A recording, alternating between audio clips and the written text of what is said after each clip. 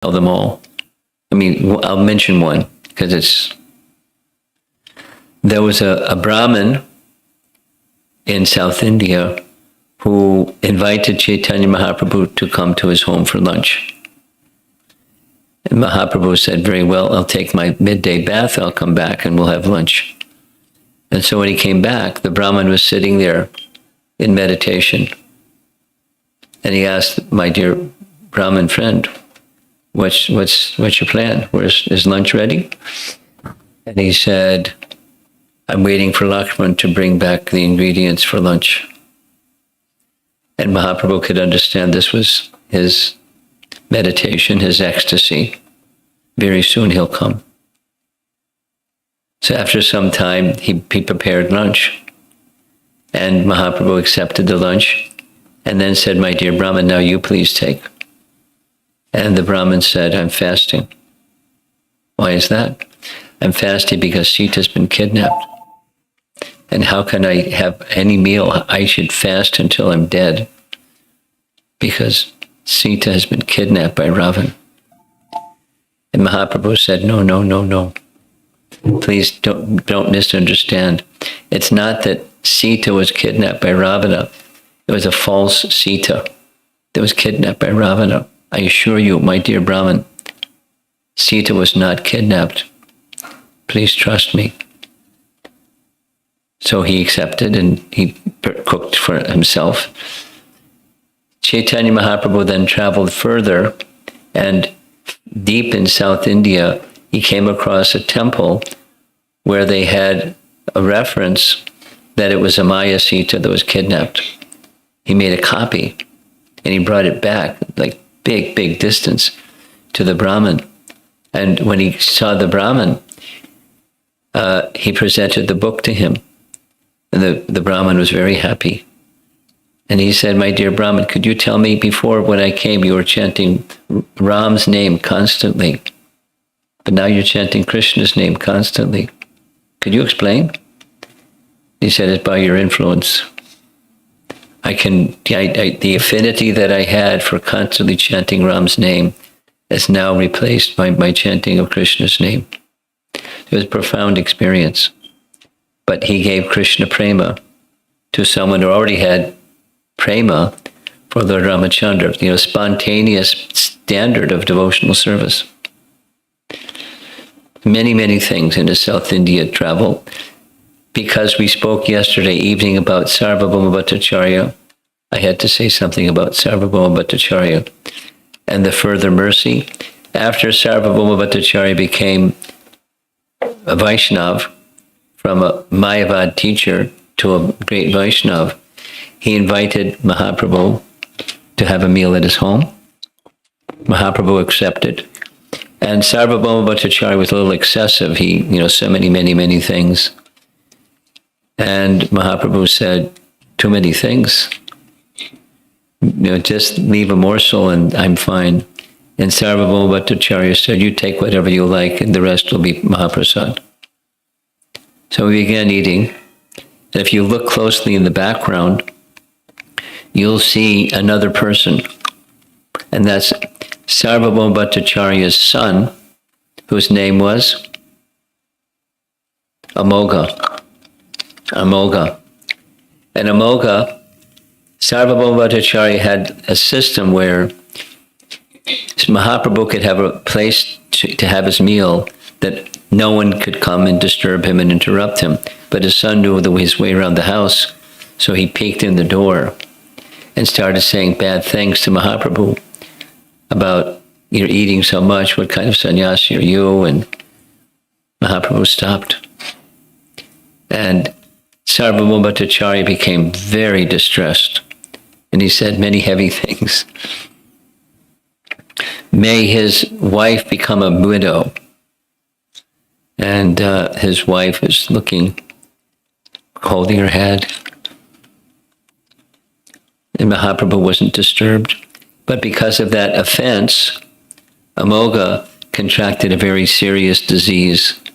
And he was with fever that was so high, he couldn't move. He was bedridden. Mahaprabhu went to see him and placed his hand on Amoga's chest and said, Amoga, please, Krishna is within your heart. Please acknowledge the fact that Krishna is not pleased when you make criticism of great personalities. So please rise, become well again. So another miracle cure. And Amoga not only became free from his fever and his health condition, but he became an advanced Vaishnav like his father. Another miracle kind of situation, different but somewhat similar, was in relation to Gopinath Patanayak. Gopinath Patanayak was one of 5 brothers. One of his most exalted brothers was Ramananda Roy. Anyone here not know who was We're going to see some images of Ramananda Roy shortly. So Ramananda Roy was one of the 2 most intimate associates of Chaitanya Mahaprabhu, Sarup Damodar and Ramananda Roy. And Ramananda Roy, he and Gopinath were 2 brothers, and they were the total of 5 brothers. Their father was Pandu, and the 5 brothers were the 5 Pandavas in Krishna Lila, but they're now performing their activities in Gaur Lila. So Gopinath Patanayak was given the title Patanayak. It's his title because he had some service for the king. The service for the king was, he was a tax collector. So he got the title Patanayak, but his name was Gopinath Roy, but he came Gopinath Patanayak. And one of the 5 sons, and he had a service of collecting taxes and giving taxes to the king. But what he did was he bypassed the person who he was supposed to give the taxes to and was skimming. He was stealing from the king. And the son of the king, his name we find out later, Purushottam Dev. But in this chapter, he's just called Bada Jana. Just like Haridas Thakur, there's Bada Haridas and there's Chota Haridas. Bada is senior and Chota is junior. Chota Haridas. Haridas Thakur was Bada Haridas. Some of you know the Kirtan singer, Bada Hari. There's Chota Hari. There's Chota Haridas. We'll hear about Chota Haridas shortly. Bada Jana, the eldest son of King Prataparudra, detected that he was stealing. He wasn't giving to the king what he should be giving to the king from all that he had collected. He was allowed to keep something, and he would give the lion's share to the king. So he detected, so he went and confronted Gopinath. Said, "You're stealing money from the king. This isn't right. You should give the taxes to the king, the full amount." He said, "I don't have it right now, but I'll give you some horses, and with the horses you can get some money, and I'll get the rest." So Bada Jana took the horses and indicated the amount for the horses was way below what it should be. So when Bada Jana came back to get the rest of the money, he said, "This is how much money I got for the horses." And Gopinath said, why is the price so low? The horses don't do like this, because Bada Jana had a idiosyncrasy. He would move his neck. So he was feeling insulted, naturally, because it was an insult.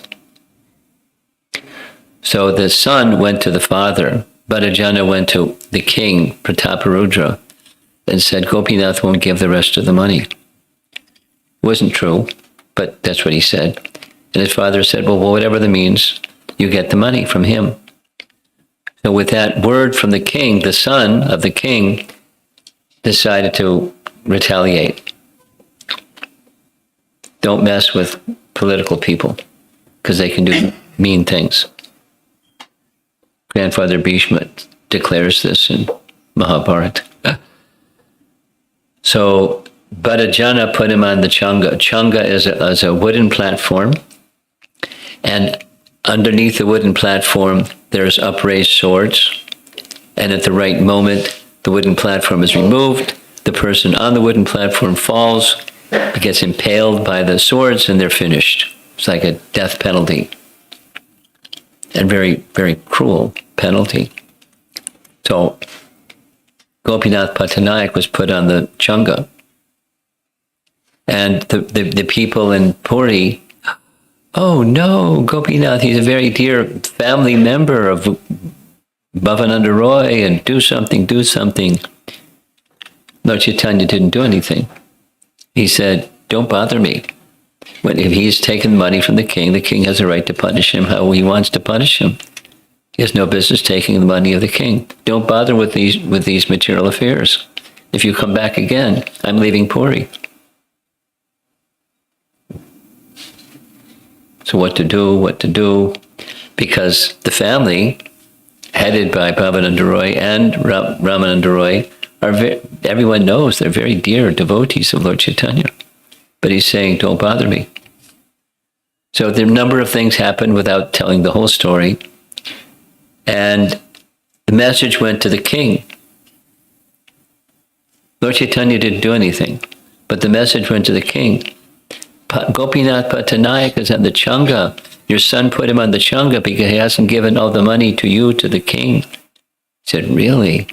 I didn't say put him on a changa. I said, just get the money that's owed to the king, go to the treasury by one means or another. You kill him, he won't get the money. That's not what I said. So he went to the place where he just gave an order that said Gopinath should be taken off the changa. And if he isn't receiving enough money for his service of collecting taxes, then I'll double the amount that he is allowed to keep. And not only that, he gets his service back, he gets double his salary, and I'll honor him with a silken wrapper.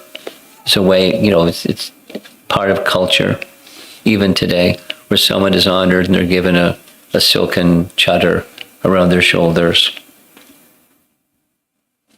Gopinath was about to be killed, and now he's being approached to give him double his salary, giving his tax collecting territory back, and being honored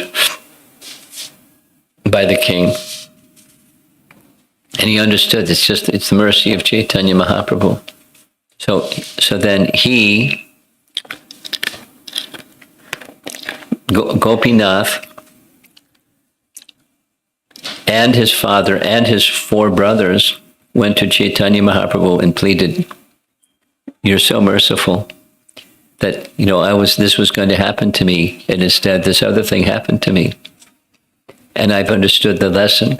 The lesson is, I should do my prescribed duty, but I'm not entitled to the results of my prescribed duty. But everything is meant for you. So he had also become a lover of Chaitanya Mahaprabhu, even more so than before, and his devotion was fixed by the mercy of Chaitanya Mahaprabhu. The long chapter, I'm just giving a synopsis of a long chapter. It's a very important part of his merciful nature. He did nothing. He said, I'm leaving if you bother me again. But by his internal potency, everything became nice, including Gopinath getting an important lesson. So then he instructed him, never misuse another's property, certainly not the property of a Brahmana or the king. Never misuse property of others. So back to the flow of his giving of his mercy. Long, detailed section in Chaitanya Charitamrita about King Prataparudra getting Lord Chaitanya's mercy. And I'm not going to tell the whole thing because we'd be here for too long. You know who was King Prataparudra? You heard his name before? When Lord Chaitanya moved to Puri, there was a king. The king was not just the king of Puri, he was the king of Orissa. And Orissa at that time wasn't the same as the Orissa today. Orissa at that time extended up into Bengal. You know geography a little bit? India, geography? Orissa is on the eastern side of India. And north of Orissa is West Bengal. So the kingdom of King Prataparudra extended into what is today's the southern part of West Bengal and extended down into the next state, which is now Tamil Nadu. So it was a big kingdom. And not only was it a big kingdom, but he was a very, very powerful king. Famous. That is, famous in this sense. The invaders from the north, the Muslim, mainly the Mughals, ruled so much of the north of India, but they couldn't get into Orissa because he was so powerful. Powerful. Every time they tried many times. There's history. And he repelled them. He was too powerful. His father was also like that. Very, very powerful Kshatriya. There's details which we won't tell. But at the same time he was a powerful Kshatriya, he was a deeply devotee of Krishna and, of course, Lord Jagannath. So a little bit, just touching, not the detail. When Chaitanya Mahaprabhu came to Puri, the king wasn't in Puri at the time. His capital was Cuttack. And when he was visiting in his kingdom, visiting Jagannath Puri, he met with Sarvabhauma Bhattacharya, because as you remember from yesterday evening, Sarvabhauma Bhattacharya was appointed the chief priest of his kingdom, with the spiritual part of his kingdom being Jagannath Puri, for this whole kingdom. So when he came to Puri, he met with Sarvabhauma Bhattacharya, and he said, I heard there's this wonderful sannyasi here. Can you tell me something about him? And very, very simply, Sarvabhauma Bhattacharya said, he's not just a sannyasi. In your kingdom is residing the Supreme Personality of Godhead, Sri Krishna Chaitanya. And immediately, just by hearing from Sarvabhauma Bhattacharya, he accepted. Because he was an elevated person. And Sarvabhauma was the most scholarly, and he just accepted. Oh, he's the Supreme Personality of Godhead. Can I meet him? He said, oh, he's very strict. He doesn't meet worldly people. And you're the king, you have a worldly position. So he won't meet you. I can try. Some time passed. Chaitanya Mahaprabhu is now going to travel in South India. Why are you letting him go if he's the personality of Godhead? Sarvabhauma Bhattacharya said, he's independent-minded. No one can check his activities. So you're very fortunate that this is his headquarters. He'll come back. When he came back, Sarvabhauma Bhattacharya approached the king and said, can you make an arrangement for his residence? Sarvabhauma Bhattacharya asked the king, can you make an arrangement for his residence? He said, I know a perfect place. My Diksha Guru is, we heard this yesterday. Does anybody remember from yesterday? Kashi Mishra? Kashi Mishra? There's a wonderful place, quiet, a little secluded, not opulent at all, very suited for a renounced person. So he was given a place at the Gambhira, at the house of Kashi Mishra, arranged by King Prataparudra. at the request of Sarvabhauma Bhattacharya. And after Chaitanya Mahaprabhu came back to Puri from his 2 years of South India travel, a messenger was sent to go to Bengal and inform the devotees he's come back. So they all came, and this painting is showing the Jagannath temple in the center in the background.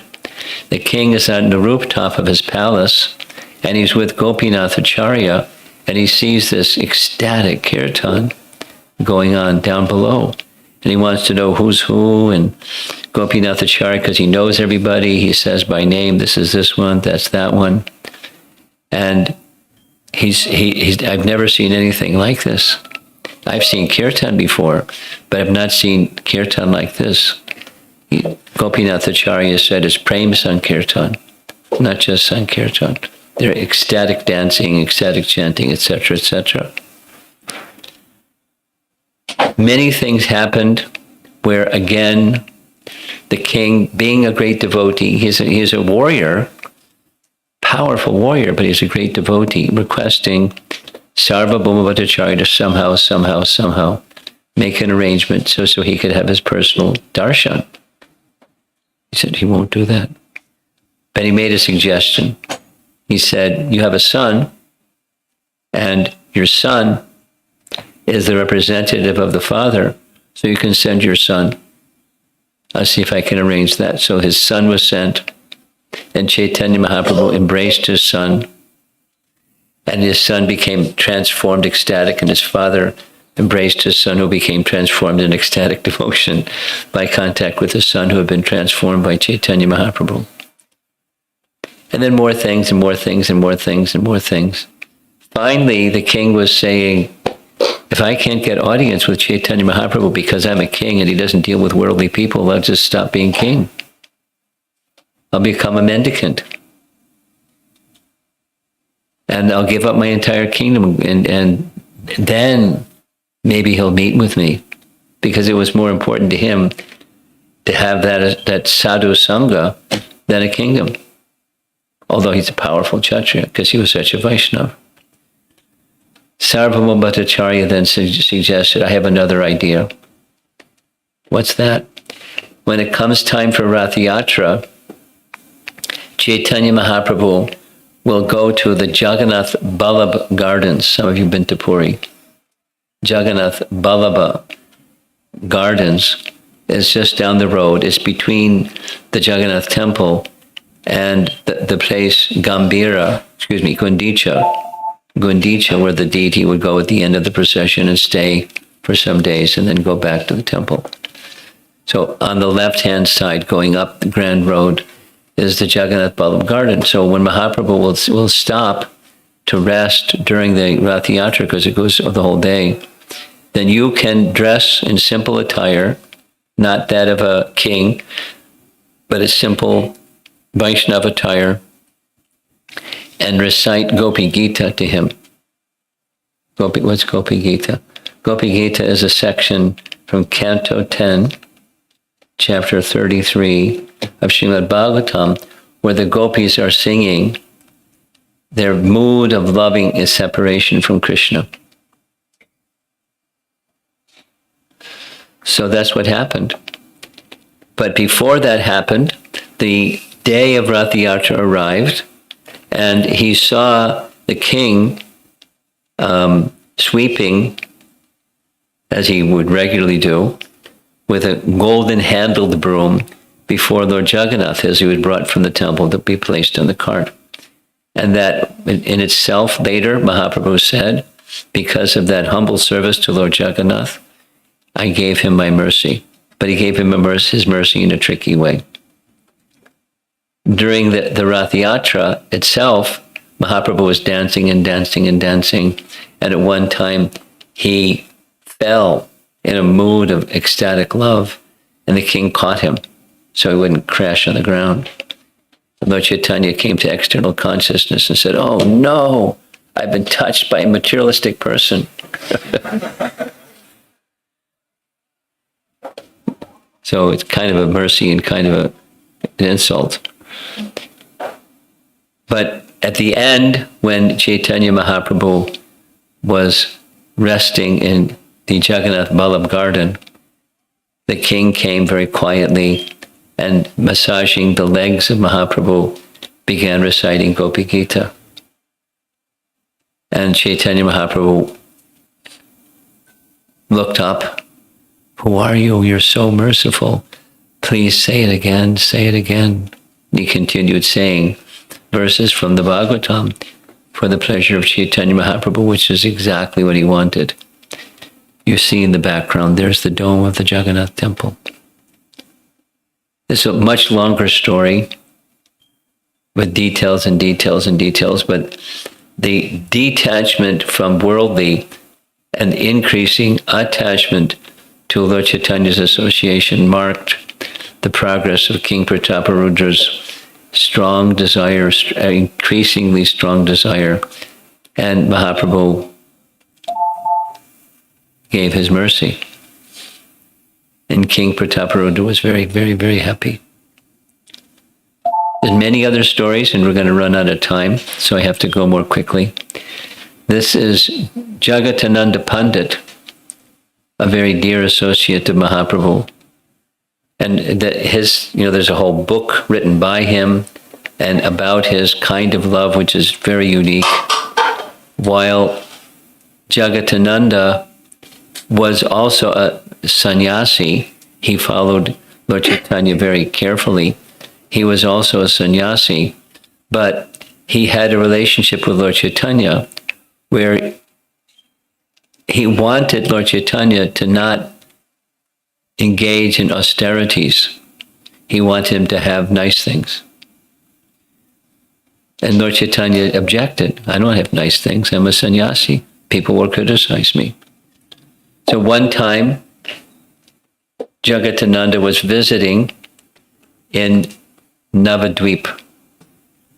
And he went annually, actually, to Navadvip to give word of what Chaitanya Mahaprabhu's activities to the residents of Navadvip and very kindly describe what he did, those kinds of discussions.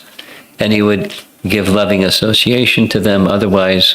And while he was there at the house of Srivas, he made very laboriously a clay pot filled with sandalwood oil. I don't know how you make sandalwood oil from sandalwood, but he knew how. It takes a lot of time somehow. And he brought back the sandalwood oil with the plan that he wanted Mahaprabhu to accept it and use it. And Mahaprabhu, when it was given, Jagatananda didn't give it to him directly. Jagatananda gave it to his servant, Govinda, and said, "Give this to Mahaprabhu. I want him to use it." When he saw what it was, he said, "I can't use this. It has nice fragrance. People will, if I walk around wearing this sandalwood oil, people will say, 'What kind of sannyasi is this?' The fragrance will go everywhere. So I can't accept it, but it has a nice use for it. It can be put in the oil containers around the side of the Jagannath temple and make a nice fragrance for burning oil, sandalwood oil, in the temple." Govinda didn't do that. He didn't know what to do. So some days later, Jagatananda came and asked, "Did he use the oil?" And Govinda didn't want to say no. He saw the pot. He picked up the pot, walked out of the Gambhira and smashed it on the ground. That's what this painting is. And the oil went spewing all over the place. And he went off and started pouting. He locked himself in his room from the inside and was fasting for 3 days. He was in a pout fit. You never do that, right? No. So Lord Chaitanya heard Jagatananda is fasting and he's pouting. He feels hurt because I didn't use his sandalwood oil. So he went to his room. "Jaga, I hear you're fasting. And because you're fasting, I've been fasting too. I'm very hungry. Can you come out of your room and cook for me? I'm very hungry. Because Jagadananda was a very good cook, so he immediately opened the door, said, I have to bathe, and he made the cooking, big feast. Fed Lord Chaitanya. As soon as he ate something, he gave him something more, and he ate something of that, he gave something more, and Lord Chaitanya ate 3 times what he normally eats and said, please stop, I can't take anything more. He said, you're the personality of God, and you can eat everything.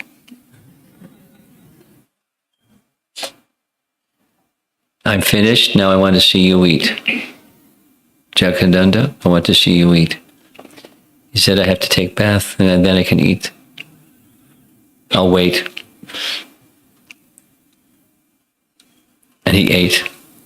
And so that's a giving of mercy. Now, Jagadananda already had Krishna Prema. He had Gora Prema as well. But he gave his mercy, Mahavadanyaya, to Jagadananda. He also gave his mercy, as we know, to Sanatana Goswami, who became a perfected representative of Chaitanya Mahaprabhu. Here's a painting of Ramananda Roy. When Lord Chaitanya went on his South India tour, he was advised by Sarvabhauma Bhattacharya to meet Ramananda Roy. He said, before, when I was traveling, I met him. I thought he was a sentimentalist. But now that I've become a devotee, I understand he's the most elevated person. So when you travel in South India, please meet him. At that time, he was the governor of, when Prabhupada wrote this, it was Madras, or Chennai. Now, the kingdom of Prataparudra extended all the way to Chennai and all the way into parts of Bengal. It was a big kingdom, powerful king. So this is where they meet, by the side of the Godavari River, and with the Ramananda Roy were his ministers and some brahmanas, and over on the other side is the little brahmachari who was traveling with Chaitanya Mahaprabhu, and they embraced with such affection. People were wondering, what's going on? That's what you see in the painting. What's this? And so they made an arrangement. They stopped. They made an arrangement to meet in the evening. And that evening is that very nice, there's a whole section where Lord Chaitanya is asking questions for Ramananda Roy to respond. And they go through higher and higher and higher and higher and higher stages of bhakti. And Ramananda Roy says, I've never spoken these words before. You're making me speak. You're a puppeteer, and I'm the puppet. You're making me speak whatever you want. And when he got to the culmination, Lord Chaitanya showed him, as the painting is depicting, his form of Radha and Krishna. And Ramananda Roy fainted. But it's a celebrated section where Lord Chaitanya gave maximum mercy to Ramananda Roy because he was so qualified. We mentioned Bada Haridas was the name of Haridas Thakur.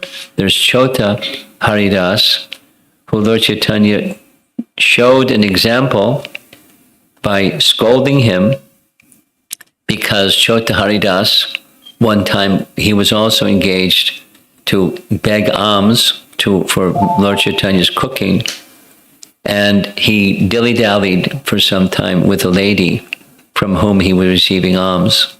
And Mahaprabhu, while he was eating the cooking, where did he get these wonderful ingredients? From so-and-so Mataji.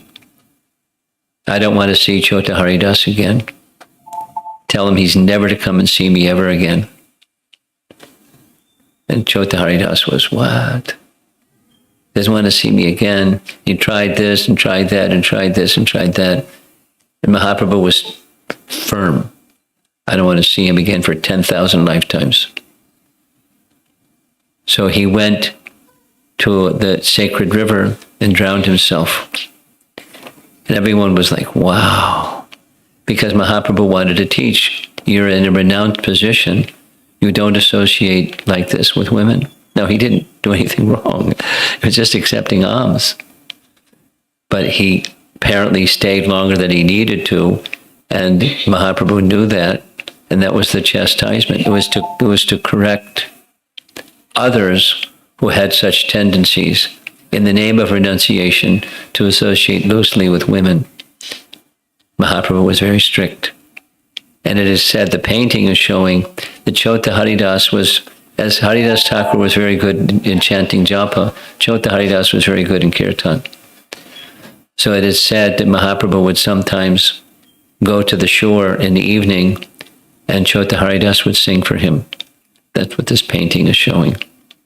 So he engaged Chota Haridas in teaching others a lesson, but he didn't withdraw his mercy from Chota Haridas. He gave him some other service. So aside from what may look like punishment, there's almost done here. This is Chaitanya Mahaprabhu giving his mercy to the animals in the forest of Jharkhand. You know about this place? Jharkhand? You've heard of it? He's from Jharkhand. Is that where you're from? Bihar it got divided into two. And one part of it is Jharkhand. You're aware. You're not responding. Are you aware or not? You are aware. This is your son? I'm picking on him. Is it okay? I'm engaging him, not picking on him. Okay. So, Jharkhand forest was a place where Mahaprabhu was passing through on his way to Vrindavan, and on his way through Vrindavan, passing through the Jharkhand forest, he was giving his mercy even to the animals. There's a nice devotee, Prabhupada disciple, Amala Bhakta. Some of you know him by name, Amala Bhakta. He has narrated the entire Chaitanya Charitamrita. I listened to it 33 times. There was a time when we didn't have, the kind of players we have now. It was like cassette, and he with 3 boxes, and I was because I liked his narration, so I listened to it. I counted them 33 times. And this section, when he gets to Lord Chaitanya passing through the Jharkhand forest, he makes the sound of the elephants and the tigers and the deer chanting Hare Krishna. Because they weren't just like dancing and embracing each other, but they were chanting Hare Krishna. So he was capable like that of engaging everyone. There's a nice pastime. This is almost the last slide. This is Lord Chaitanya embracing 7 sal trees, and by embracing the sal trees, they attained Vaikuntha. It's a nice pastime. So even trees he gave compassion to. Even trees, even animals, even everyone. And this evening, for the Sunday feast class, we're going to be discussing one of the features of Lord Chaitanya. And one of the features of Lord Chaitanya was his mood of Srimati Radharani. We'll hear one of the reasons for his appearing and performing external and internal reasons. And there's a nice little, I hope it works, nice little video where Chaitanya Mahaprabhu is shown becoming Srimati Radharani, and Srimati Radharani becoming Chaitanya Mahaprabhu. And it comes back and forth and back and forth and back and forth, so it's very nice. So he was mercifully not only giving Krishna Prema Pradayate, but giving Braja Prem. Now it is said this painting that you see when he stops at Lord Chaitanya, it is said, I don't know if it's true, but it was a painting that was commissioned during his lifetime to make a painting of what he actually looked like. So according to some persons, that's what Lord Chaitanya actually looked like, with a shaved head and very pleasing smile. Okay, so let's go back. Mahavadanya avatar. So let's see if there's some discussion. Now, there are many other pastimes didn't touch on because of time, but we took a lot of your time. But it's nice hearing Gaura Leela. Any comments? Yes. There's a little portable microphone, and I hope it works. Thank you, Maharaj, for a very nice class.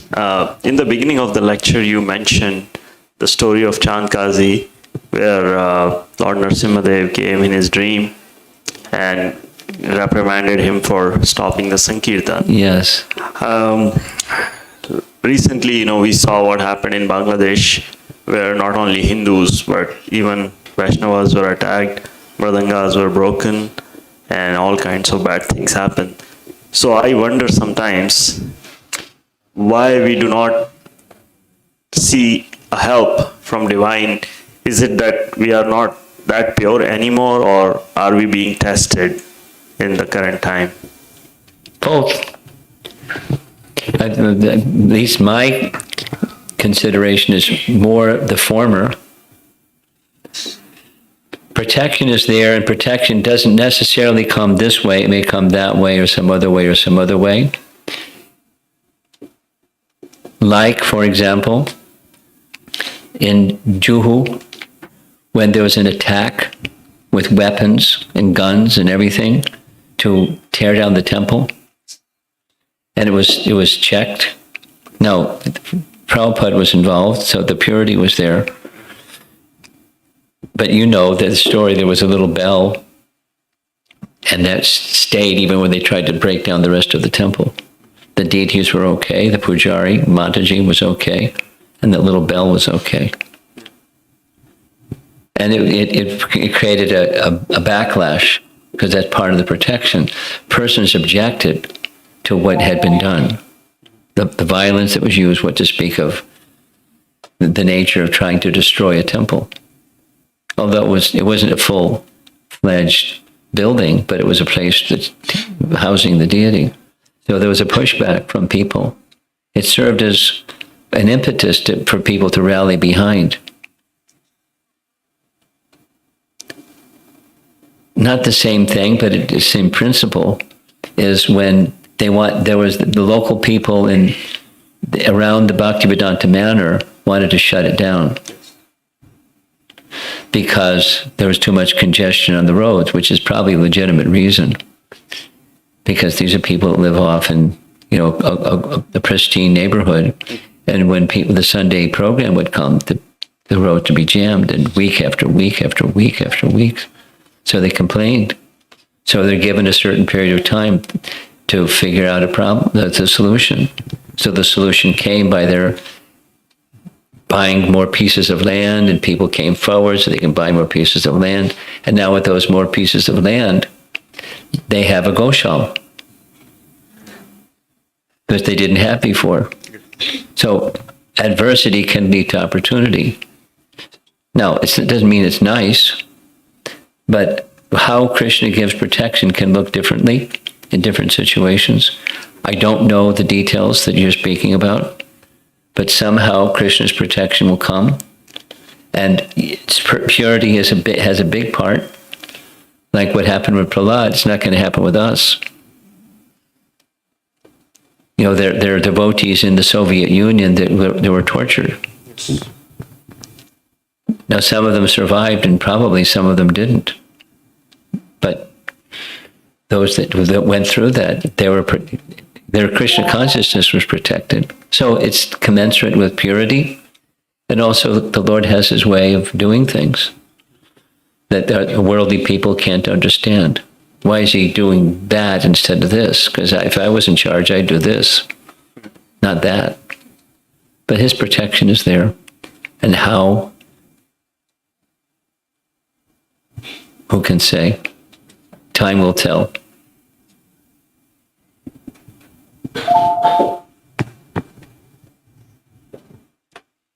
Thank you. Behind you.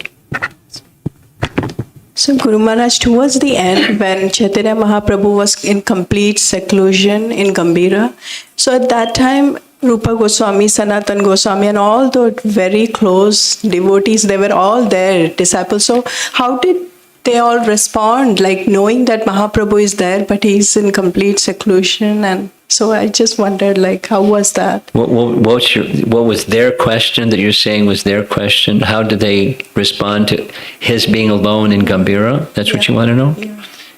I mean, they were given a service assignment. And when you and anyone is given a service assignment, you do your service assignment. And everything is complete, you do your service assignment. You don't have to worry about Mahaprabhu being alone in Gambhira, because he had people looking after him, especially Swarup Damodar and Ramananda Roy, who most qualified. So he's in good hands. He's not alone. He's the personality of Godhead. He can take care of himself. And, they knew that. No, that doesn't mean they were callous, but they weren't going to run down to Jagannath Puri and do something. Here's a nice example, one that I like very much. Gopal Bhatta Goswami was told, like Kurma Brahman was told, and the other village people were told, no, don't follow me, but you stay in your place. So Gopal Bhatta wanted to travel also with Mahaprabhu. He said, no, you stay here and serve your parents. When they are ready for you to take on some service, your service is you go to Vrindavan and assist Rupa and Sanatan. When his parents left this world, he was still young, and Mahaprabhu was also still on the planet. So, the geography of India, to go from where his parents were, Sri Rangam, to Vrindavan, directly north almost, or close to directly north, is Puri. He didn't go to Puri. He went straight to Vrindavan. I find that amazing, because it wouldn't be in denial, but he was so fixed on, I've got an instruction, he just did what the instruction was. So they have an instruction, so they're living, that's who they are. They're fulfilling the instruction given to them by Chaitanya Mahaprabhu. Now, there was communication back and forth. They would send a Brahmin messenger, and he would send messenger back, and they didn't have text messages and all that stuff, and Zoom calls, but they had communications back and forth, and they had their assignment. When Gopal reached Vrindavan, they sent a messenger. He reached Vrindavan. Chaitanya Mahaprabhu sent a message back to Gopal, along with some of his paraphernalia, for him to worship for the rest of his life. So there were activities and exchanges, but they had their service.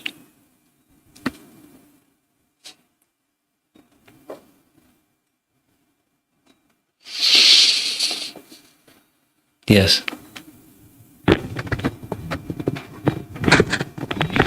Hare Krishna Maharaj, thank you for this class. My question is regarding Chota Haridas Thakur. So he committed some mistake. Chaitanya Mahaprabhu was not very happy with that, and he took extreme measure. He sure did. Yeah, so to repent that. So as practicing devotees, we might face some reversals or some, fall downs. So how we should reconcile those and how we should repent. How you should repent? Yeah. Repent.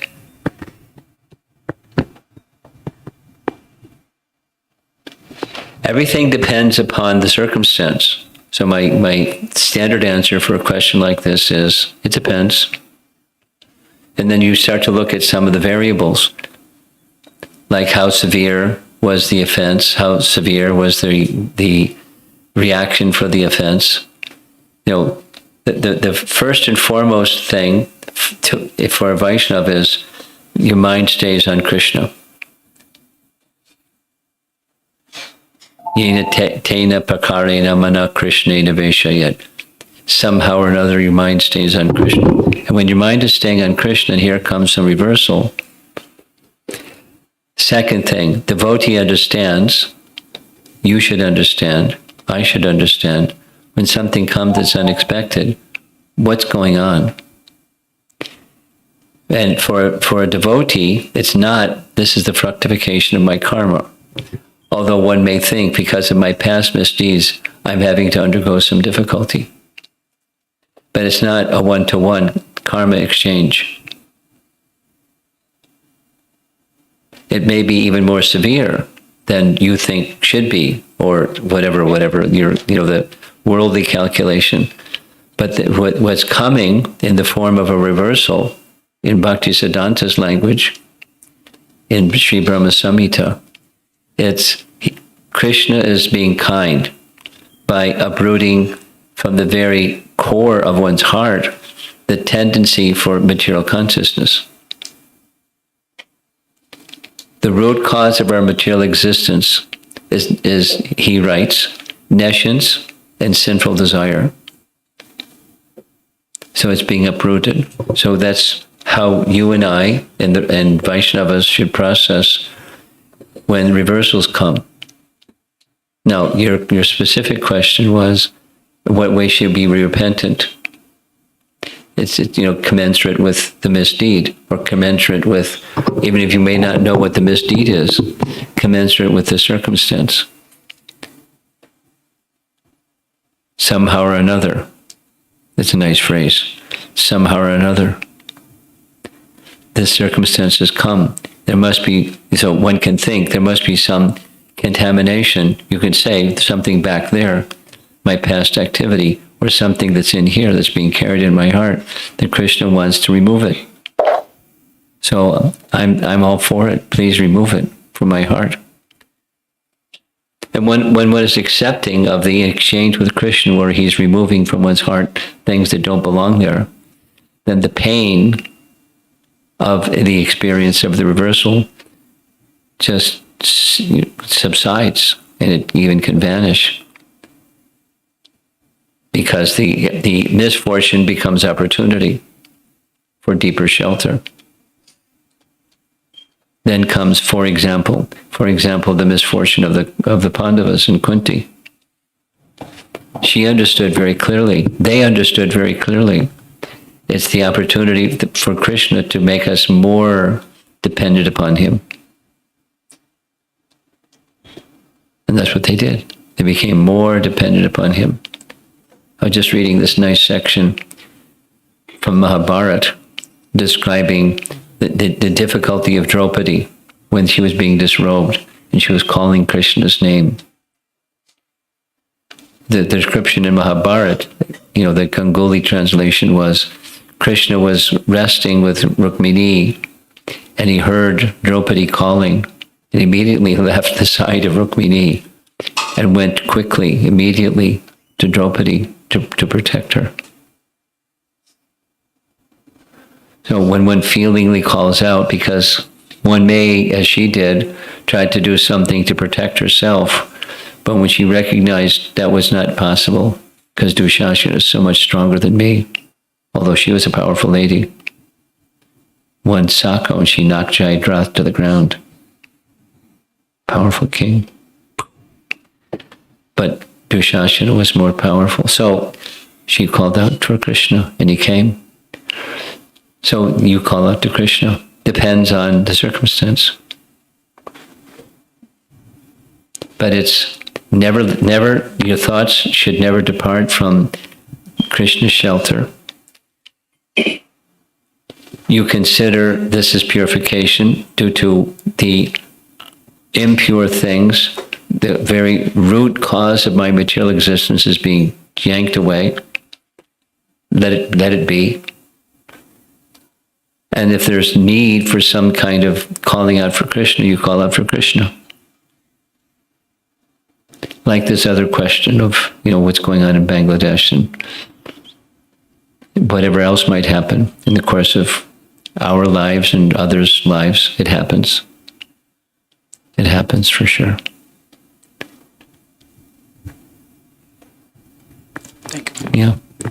Anything else?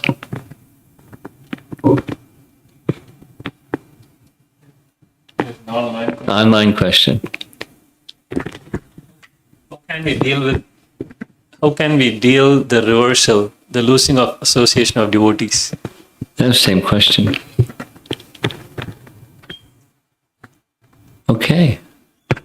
Thank you very much for joining. And sorry for being a little bit of a police officer in the beginning, but if somebody else wants to be an assistant police officer in the future, please do that. Srila Prabhupada ki, Shri Chaitanya Mahaprabhu ki.